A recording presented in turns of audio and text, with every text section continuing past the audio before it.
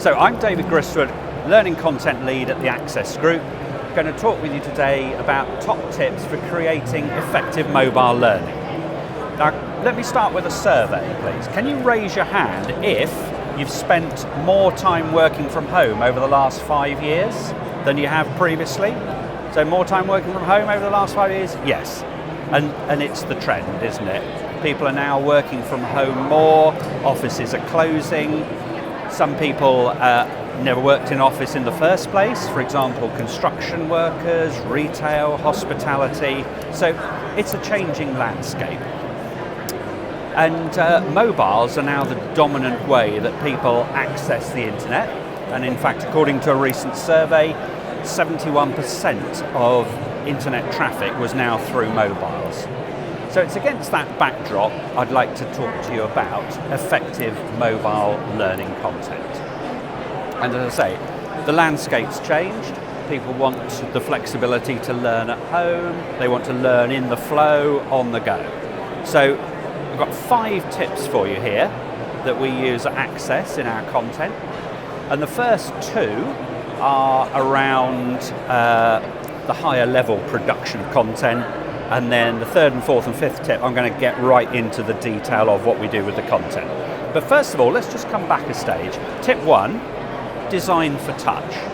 So if you're designing, you need to be designing for a mobile. So let's not think that you're going to take some desktop activity. Let's not think you're going to design on a desktop and just simply move it to mobile, perhaps with a responsive tool. You're not. You need to be designing for touch. Mobiles are fundamentally different, so they involve tapping, swiping, you need large buttons, large fonts. So just to give a bit of context, this is the sort of thing you need to be looking for on a mobile. This is just us using a mobile to tap on an app and looking at some large fonts, large buttons. Tip 2, you need to chunk up your content. So we haven't actually got into the detail of the content yet, but let's just think about the content itself. Gone are the days of the long, monolithic 30-screen course on, say, cybercrime, for example. You need to be chunking that up into little mini, bite-sized activities. And so, for example, if I'm on here, this isn't playing at the moment, but I was just going to demonstrate that. Again, you'd click on a large button and it would take you to maybe 10 little activities on cybercrime.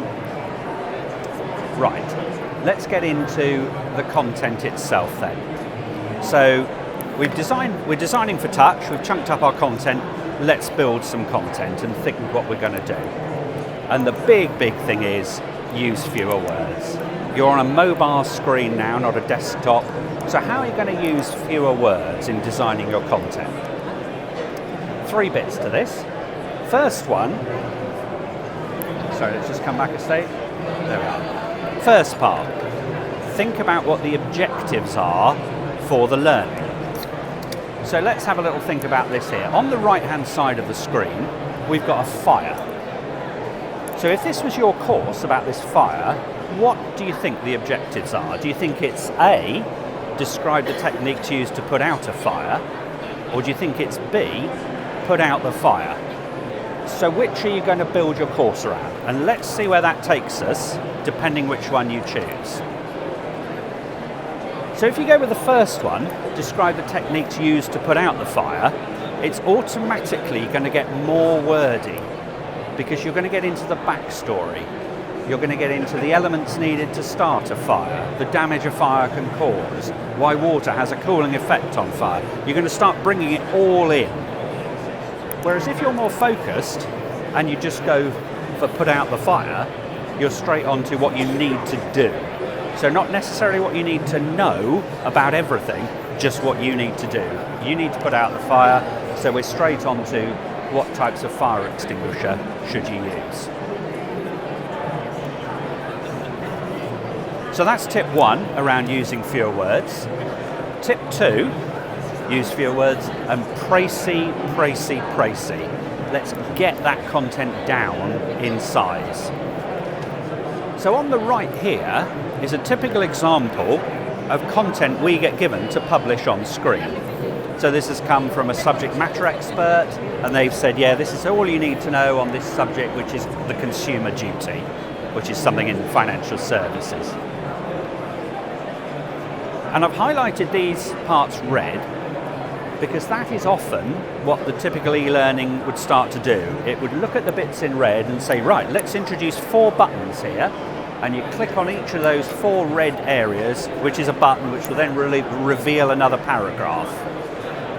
But actually, on mobile, I'd say no. Let's just come back a stage, first of all, and see what else is going on here. I've highlighted some more bits red, and you can see they're actually duplications. They are literally the same words there the FCA want firms to provide, and that's repeated 4 times.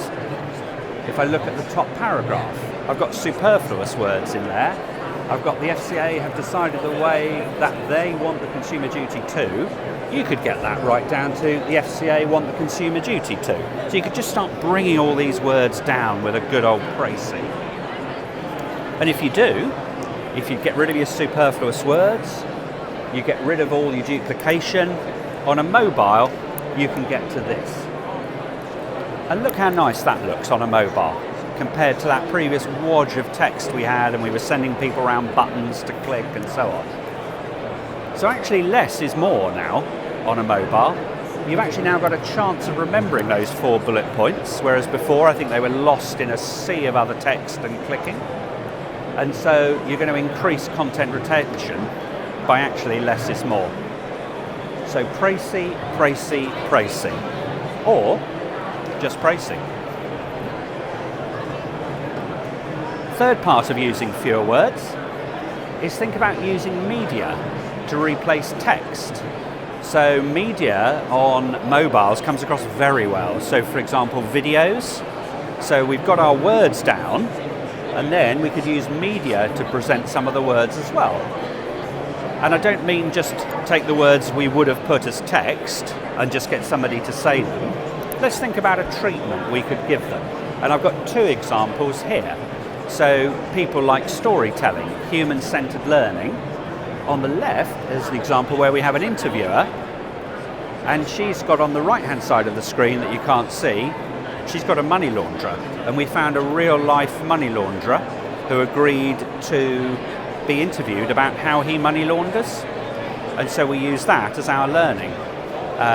And on the right, this is our subject matter expert, but again, rather than have him just stand there and say the do's and don'ts of passwords, we got him to come up with an analogy and talk to us about passwords. Sadly, it won't play today, but you'll see he's got an analogy going on with a front door that he opens and talks about how a password is like a front door to something and you need to protect it. We can show you that afterwards as the full video. So 3 bits around using fewer words there. So the right objectives, précising, and use media to replace text.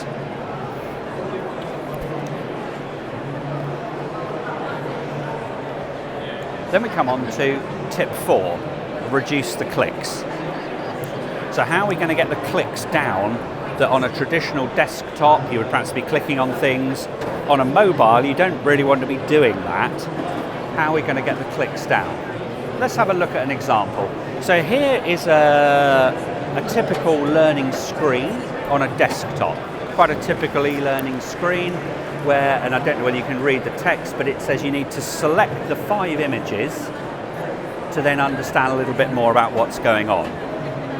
Now on a desktop, that might work, but on a mobile, that's going to look horrible if you get people selecting 5 different things and trying to shut them.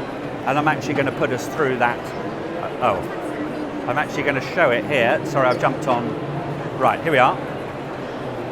Now here,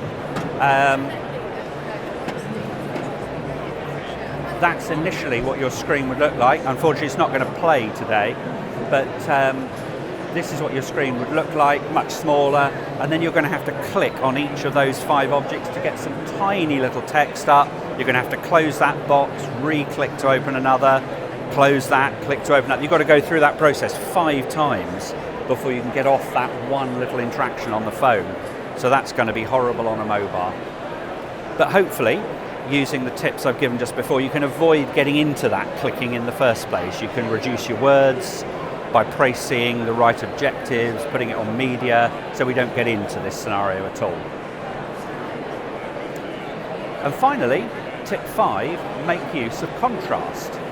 So you can see here we've got a small amount of words, blue screen, then we go to a white screen with a small amount of words, then another blue screen. So we're just going to make use of contrast as we scroll through our phones.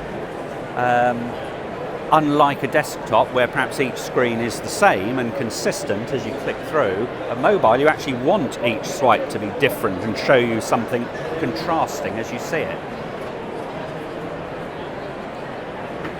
So there you have it.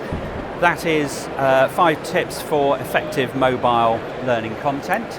As I say, 71% of internet traffic is now mobile, so hopefully you can make the most of those tips and get your mobile content across in the best way. If you want more from us, there's some more engaging content to be if you attend these sessions, or we've got them on recordings if you want them. There's one in another 15 minutes in Theatre 7 if you'd like to see that.